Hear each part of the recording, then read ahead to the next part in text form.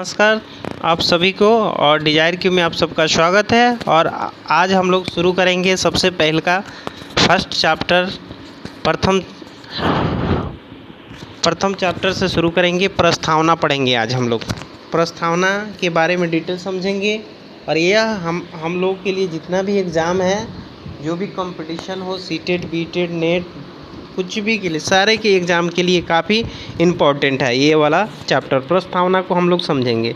तो चलिए हम लोग देखते हैं प्रस्तावना के बारे में। तो देखिए आपके स्क्रीन पे ये दिख रहा होगा। प्रस्तावना को हम लोग इसको बारीकी से समझने की कोशिश करेंगे कि प्रस्तावना है क्या। एक एक चीज़ को समझने की प्रयास करना है। चलिए प्रस्तावना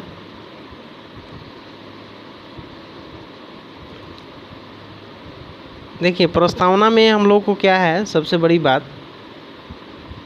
प्रस्तावना जो है, एक मिनट सॉरी,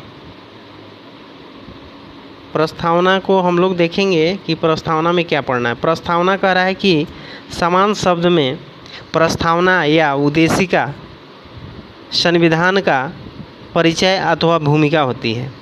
समान शब्दों में प्रस्तावना को उद्देशिका भी कहते हैं, या हम इसको क्या बोलेंगे, उद्देशिका भी बोलेंगे, या प्रस्तावना है, इंग्लिश में प्रेम्बल भी बोलेंगे।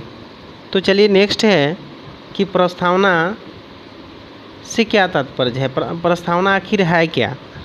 तो सबसे बड़ी बात है कि यह प्रस्तावना आप लोगों ने यहाँ पर समझा, कोई दिक्कत। इसी को उद्देशिका हम लोग बोलते हैं, ठीक है ना, इसी को प्रेम्बल बोलते हैं। और कह रहा है कि आधुनिक विश्व का, ये आधुनिक कह रहा है कि विश्व का पहला लिखित संविधान की अगर बात करते हैं तो यह हमारा कौन है, बहुत इम्पोर्टेंट है, अमेरिका है। विश्व का सबसे पहला लिखित संविधान की अगर बात करते हैं तो हमारा अमेरिका को कहा जाता है, जिसे सर्वप्रथम प्रस्तावना को शामिल किया था। सबसे पहले इन्होंने उद्देशिका को शामिल किया था अपने संविधान में।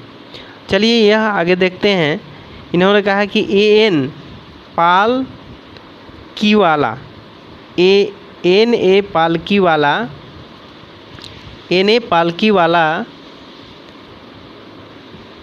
एन पालकीवाला ने क्या कहे, इन्होंने प्रस्तावना के संविधान का परिचय पत्र कहा। संविधान का परिचय पत्र जो है किसने कहा पूछेगा, तो एन पालकीवाला ने कहा। वहीं ठाकुर भार्गवा साहब ने प्रस्तावना के क्या कहे, प्रस्तावना संविधान का क्या है, महत्वपूर्ण अंग है। इन्होंने कहा कि प्रस्तावना संविधान का महत्वपूर्ण अंग है। और इन्होंने कहा संविधान की आत्मा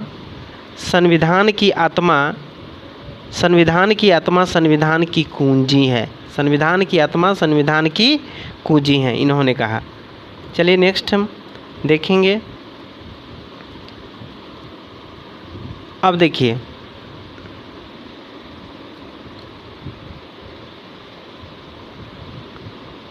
इसमें अब देखिए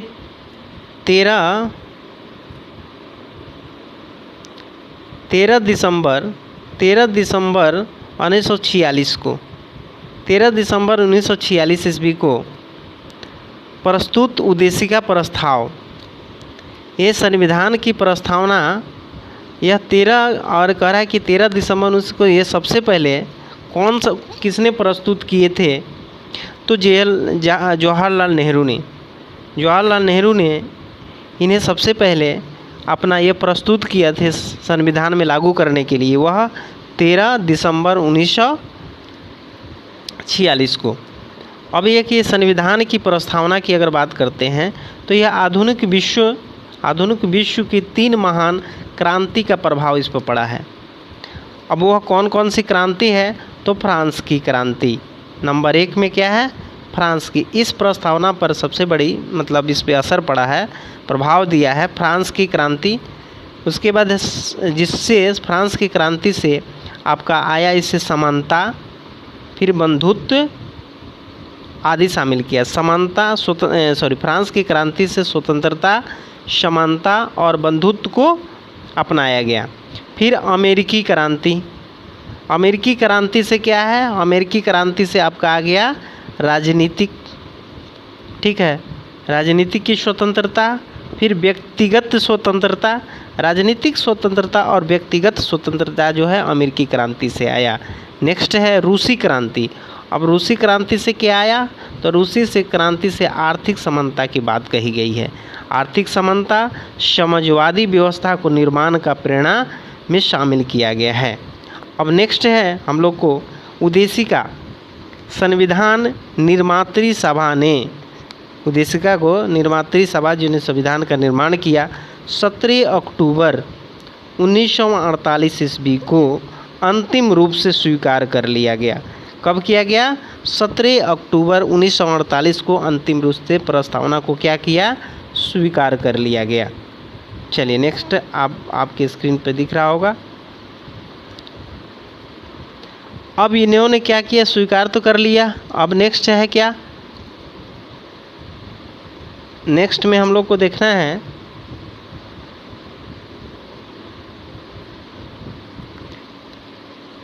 अब ये जो प्रस्तावना आपका स्वीकार कर लिया गया। अब प्रस्तावना को कह रहा है कि संविधान जो है, अब संविधान की प्रस्तावना या उद्देशिका का जो स्वरूप विषय है, मूल संविधान की प्रस्तावना यानी 85 शब्दों में निर्मित किया गया है। ये कितने शब्दों में है, तो 85 शब्दों में निर्मित है, जिसमें से 1976 में एक संशोधन हुआ था, 42वें संशोधन के द्वारा जो संविधान में संशोधन किया गया था। इसमें 3 नए शब्द को शामिल किए गए थे। कितने शब्द को शामिल किए गए थे, तो 3। वह 3 शब्द कौन कौन है, एक है समाजवादी, दूसरा है पंथनिरपेक्ष और तीसरा है अखंडता। ये 3 शब्दों को जो है 42वें संविधान संशोधन 1976 में जोड़ा गया था। यह प्रस्तावना का भाग है। फिर है नेक्स्ट, प्रस्तावना को उद्देशिका का स्वरूप 42वें संविधान द्वारा अधिनियम 1976 के बाद संविधान की प्रस्तावना का स्वरूप बनाया गया। हम भारत के लोग भारत का संप्रभुत्व, पंथनिरपेक्ष राज्य, समाजवादी और सामाजिक, आर्थिक, राजनीतिक विचार, अभिव्यक्ति, विश्वास, धर्म, उपासना, स्वतंत्रता, प्रतिष्ठा, समानता प्राप्त करने के लिए उन सब में व्यक्ति की गरिमा, राष्ट्र की एकता, अखंडता सुनिश्चित करने की वाली बंधुत्व बढ़ाने के दृढ़ संकल्प होकर अपनी इस संविधान सभा में आज तारीख 26 नवंबर, आज तारीख कर रहा है कि आज तारीख 26 नवंबर को, आज तारीख 26 नवंबर, अब आज तारीख 26 नवंबर, ये देखिए बहुत इम्पोर्टेंट है, मिति मार्ग शुक्ल पक्षे संवत्ति 2006 विक्रमी को अदत्त संविधान को अंगीकृत अधिनियम स्वीकार कर लिया गया। 26 नवंबर 1949 को यह अंगीकृत कर लिया गया, मतलब अपना लिया गया। नेक्स्ट, उसके बाद उद्देशिका में निहित मुख्य तत्वों का लक्षण। अब यह क्या तत्वों का लक्षण की बात कर रहा है उद्देशिका, उद्देशिका क्या है, उद्देशिका प्रस्तावना में मुख्य रूप से देश की शासन व्यवस्था, आधार, दर्शन, स्वरूप, लक्ष्य आदि का उद्देश्य किया गया है। और डॉक्टर जे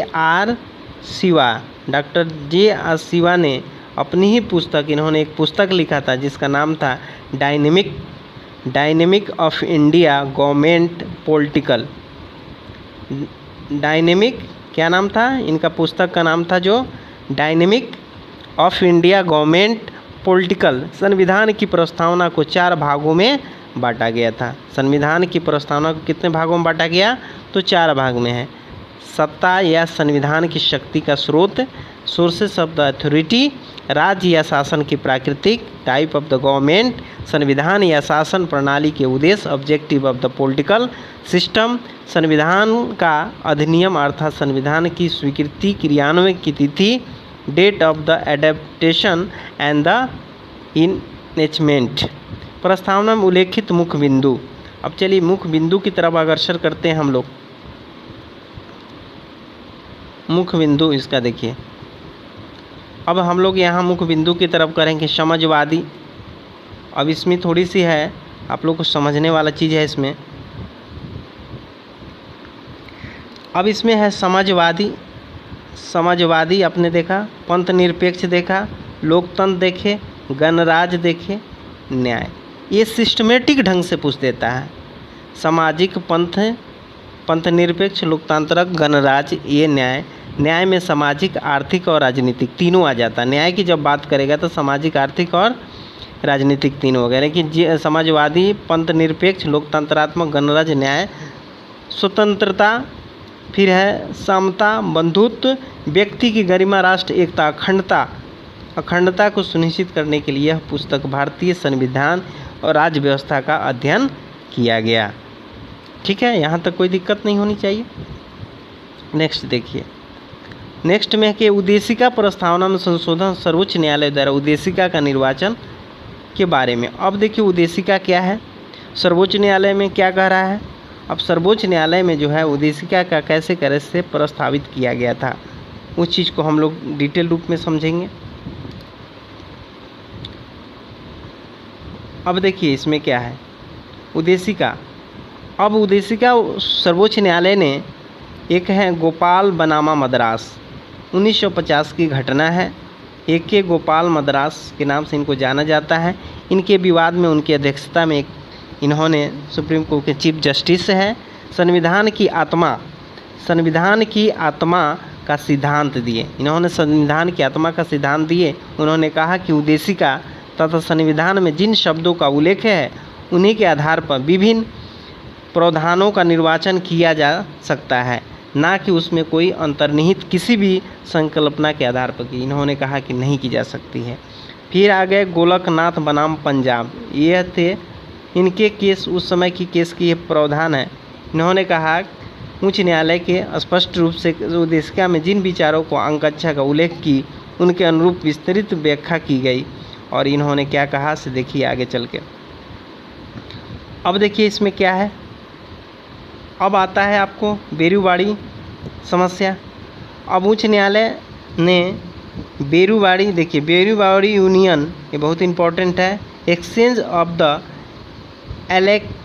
लेवल्स 1960 में कहा गया उद्देशिका संविधान का क्या है, भाग नहीं है। ये काफ़ी इंपॉर्टेंट है, उद्देशिका संविधान का भाग नहीं है। कौन कहा, Berubari union exchange of the level 1960 में। अब देखिए तब केशवानंद भारती बनामा केरल राज्य, केशवानंद भारती बनामा केरल राज्य 1973 में इन्होंने क्या कहा कि सर्वोच्च न्यायालय स्पष्ट करते हुए उन्होंने कहा उद्देशिका जो है संविधान का भी, उद्देशिका अधिनियम भी संविधान के साथ ही किया गया था, अतः उद्देशिका संविधान का एक अंग है। और यही केशवानंद भारती जो है काफ़ी इसी की वजह से फेमस हो गए। इन्होंने कहा कि उद्देशिका है संविधान का अंग है। उन्होंने कहा उच्चतम न्यायालय में केशवानंद भारती मामले 1973 में स्पष्ट किया गया कि शक्ति के अनुसार सरकार विधायिका के शक्ति स्रोत नहीं माना जा सकता है। नोट के रूप में उन्होंने कहा उद्देशिका या प्रस्तावना या न्यायिक अर्थात इसकी व्यवस्थाओं को न्यायालय में चुनौती नहीं दी जा सकती है। उन्होंने कहा कि इसकी व्यवस्था को चुनौती न्यायालय में नहीं दी जा सकती है।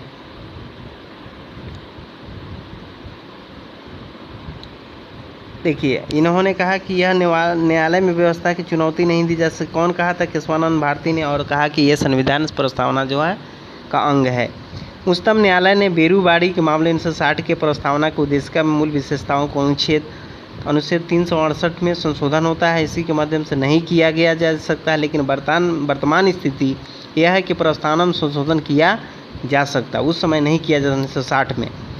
संविधान की प्रस्तावना में अब तक, बहुत इम्पोर्टेंट है, संविधान की प्रस्तावना में अब तक एक बार, जानते हैं कब, 1951 में एक बार कब हुआ था, 1951 में इसका संशोधन किया गया था।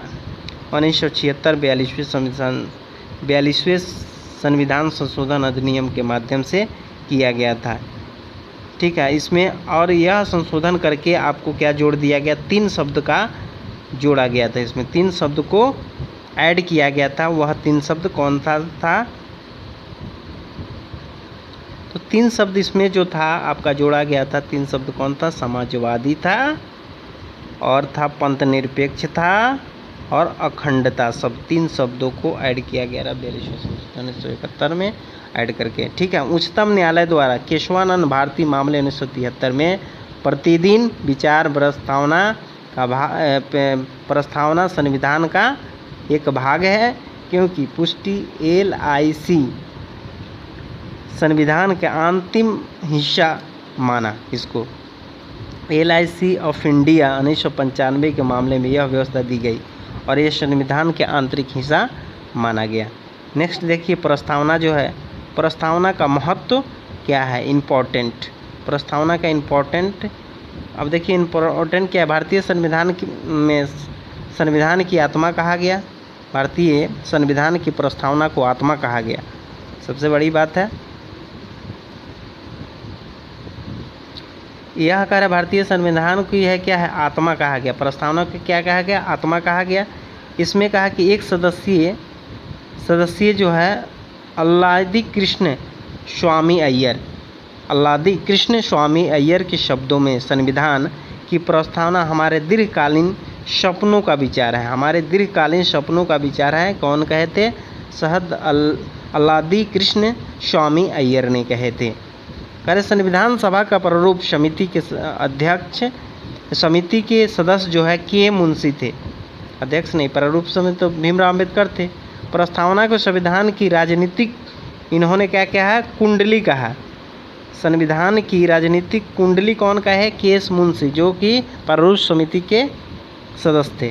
ठाकुर प्रसाद बरगोवा ने कहे संविधान को क्या कहे? इन्होंने कहा कि प्रस्तावना जो है संविधान का महत्वपूर्ण अंग है और संविधान की आत्मा भी इन्होंने कहा। संविधान की आत्मा पूछे किसने कहा? तो ठाकुर दास बरगोवा ने कहे थे। प्रस्तावना जो है संविधान का महत्वपूर्ण अंग है और संविधान की आत्मा भी है और संविधान की कुंजी भी है। क्या कहा इन्होंने? संविधान की कुंजी भी है। नेक्स्ट आपका है, अब देखिए इसमें क्या है। नेक्स्ट मीन में कहा, इन्होंने कहा अंग्रेजों विद्वान ने ऑनेस्ट बार्कर ने भारतीय संविधान की प्रस्तावना संविधान की कुंजी नोट कहा, कुंजी संविधान का कुंजी अर्थात नोट कहा तथा अपनी ही पुस्तक principles of the social and politics theory में भारतीय संविधान प्रस्तावना का उल्लेख किया है। और ये आपका हो गया, ये प्रस्तावना से रिलेटेड जो भी प्रश्न था हम लोग पढ़ लिए। प्रस्तावना से जो भी हम लोग प्रश्न भी करेंगे और इससे रिलेटेड जो भी प्रश्न आएंगे आपको डाला जाएगा, आपको सोल्व भी करवाया जाएगा। थैंक यू, धन्यवाद आप सबको।